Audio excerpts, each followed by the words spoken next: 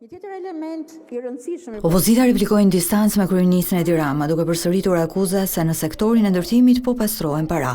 Partia Demokratike shfrytëzoi diskutimet për ndryshimet në ligjin kundër pastrimit të parave për të deklaruar se bandat kriminale po pastrojnë parat në kullat që po ndërtohen në Tiranë e në zonat bregdetare.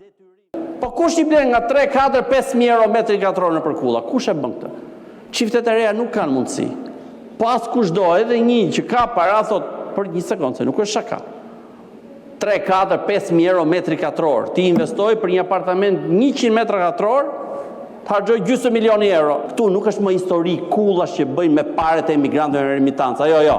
Këtu është histori riciklimi parash kartelesh, dhe kjo është lojë shumë e rëndë. Sepse në pas kësaj ju do shihni se ata që investojnë parat nga Amerika e Jugut dhe i kërkojnë t'i pastrojnë këtu nuk të falin. Dhe kjo është bësh pakt me djallin në dëm shqiptarëve.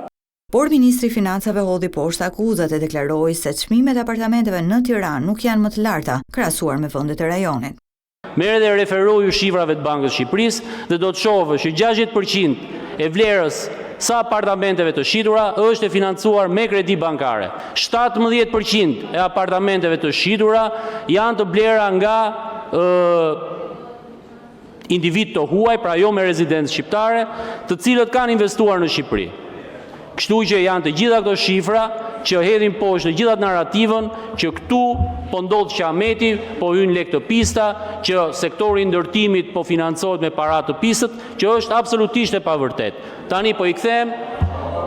Ndërka që në emër të qeverisë, ministri i Financave vuri duke se prej 2 vitesh Shqipëria ka dalë nga lista gri e ka marrë vlerësime për luftën kundër pastrimit parave. Tani po i kthem pjesës